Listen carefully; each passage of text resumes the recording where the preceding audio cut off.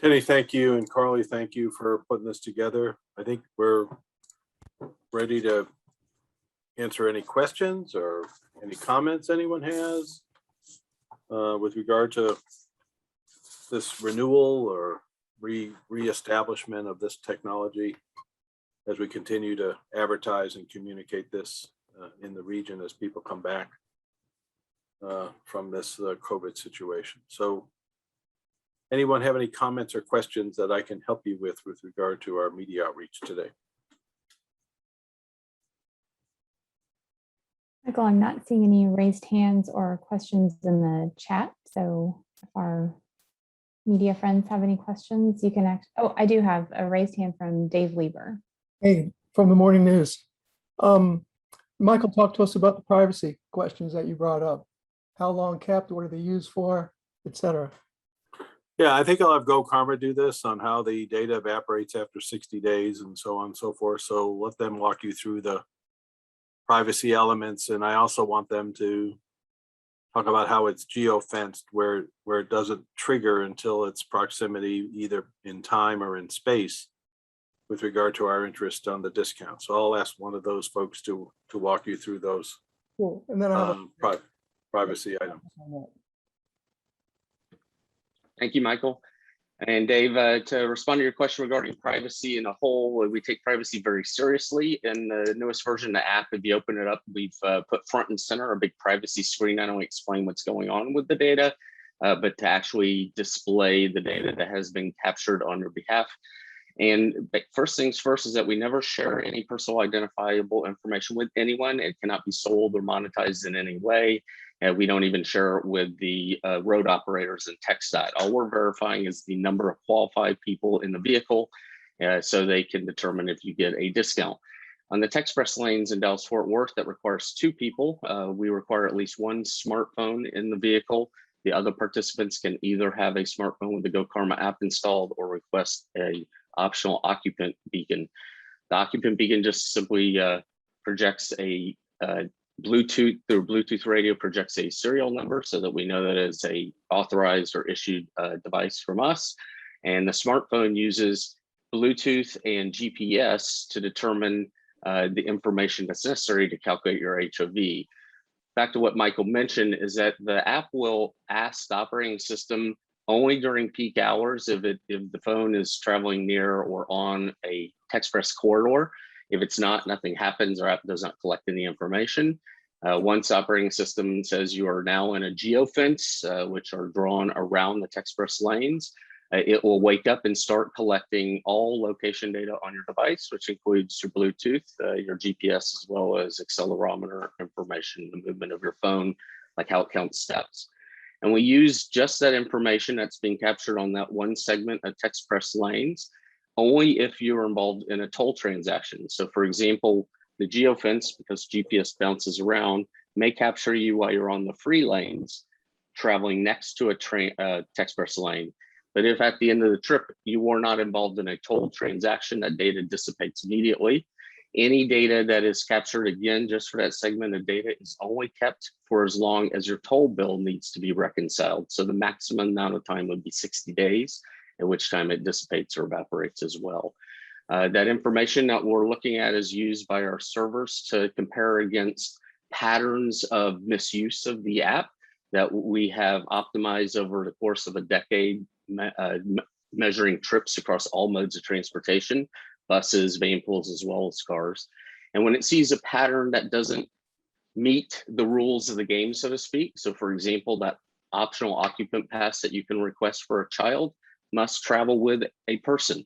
So it must move in and out of the vehicle just like a person. So you throw it in a diaper bag or a backpack. But if it's left, for example, in a glove box, our servers will notice that pattern of violation. And within a week or two, you'll start receiving an escalated series of warnings. First tutorial about how to properly use the app, and then it increases until after the 5th warning, you would be suspended.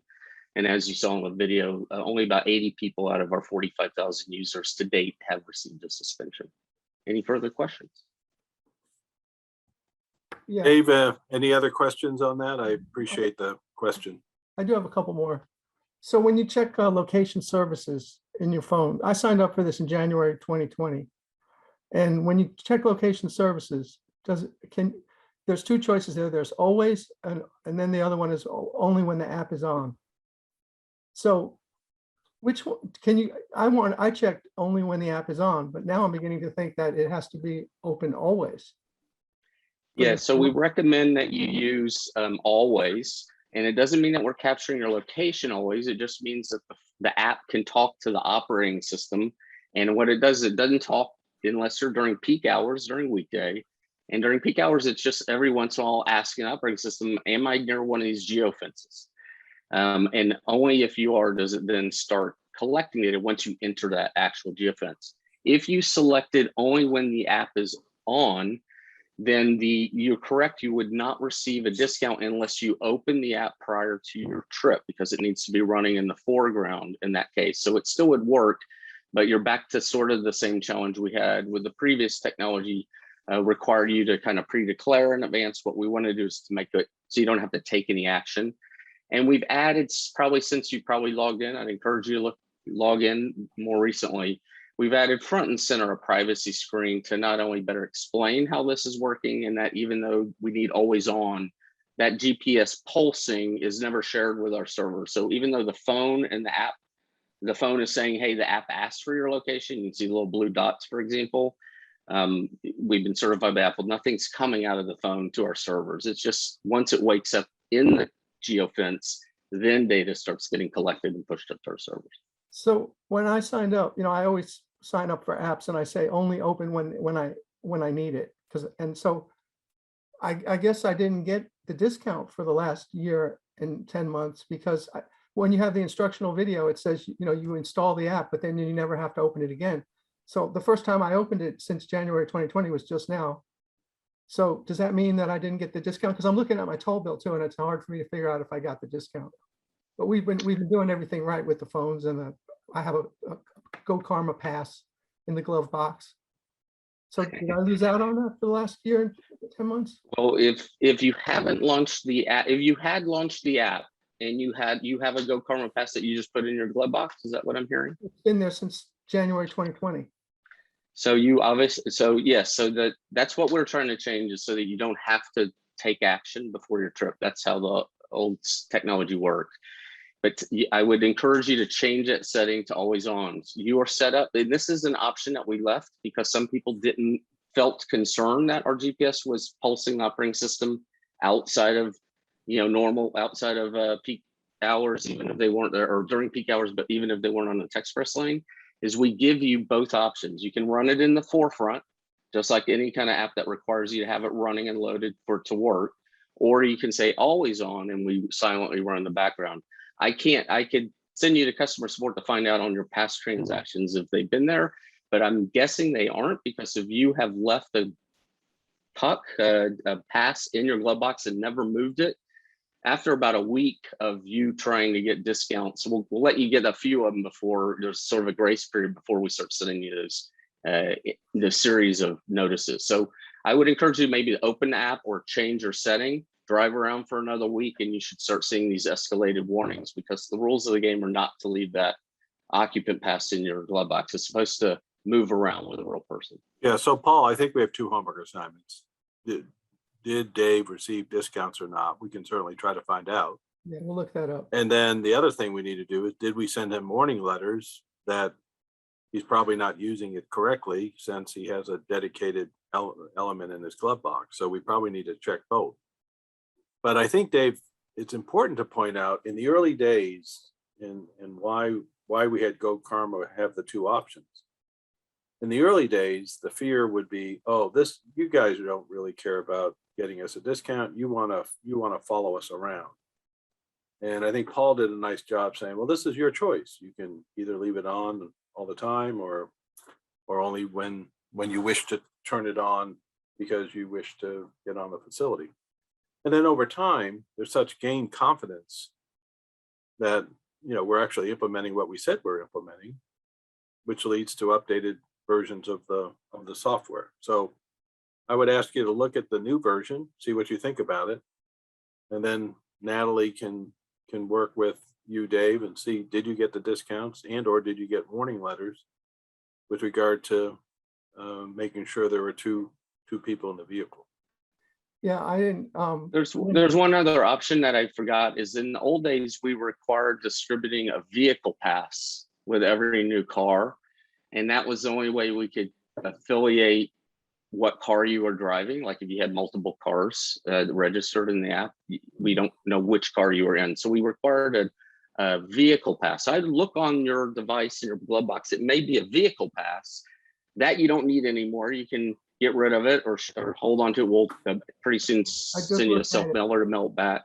But that's not an occupant pass. That's not a separate person. There's a separate device that says occupant pass. Well, I looked at it before the meeting and it says GoCarma Pass, and then it has 6 letters, undercase letters on the side. And that's, so yeah, I want to take advantage before I write the story for the newspaper. I want to know, if I got it or not. So that we'll follow up with you right after, make sure you're all set up properly. The other thing I wanted to mention to you, I think this privacy thing is going to be the hang up for a lot of people.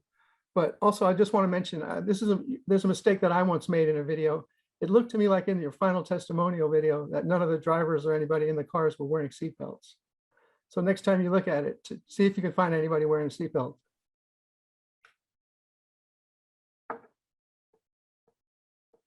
And that's it for me. Any other comments? Any other comments people have or concerns or questions?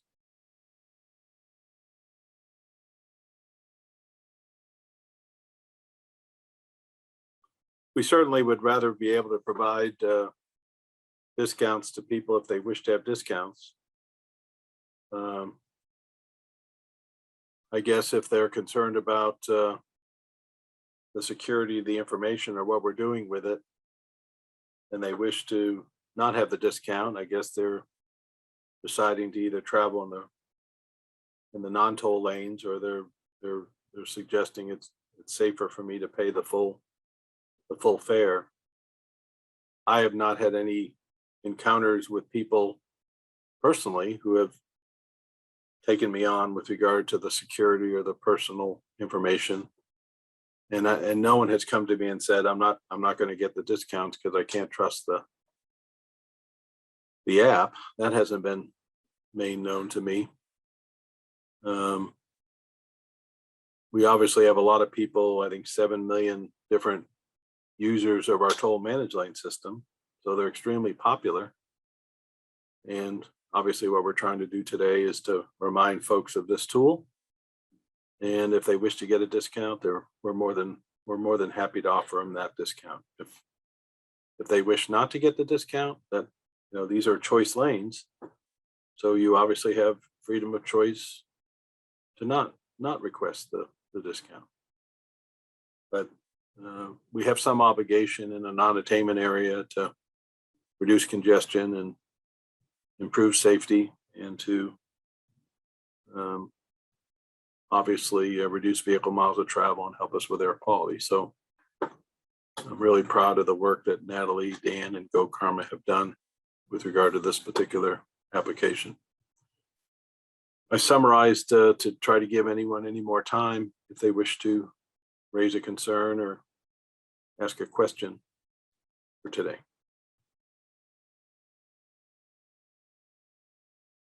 Okay, Carly, I turn it back over to you. Thank you, Michael. That's all we have for everyone today. So we really appreciate you taking the time to participate in this virtual press event for the GoCarma app. And we thank you for your time.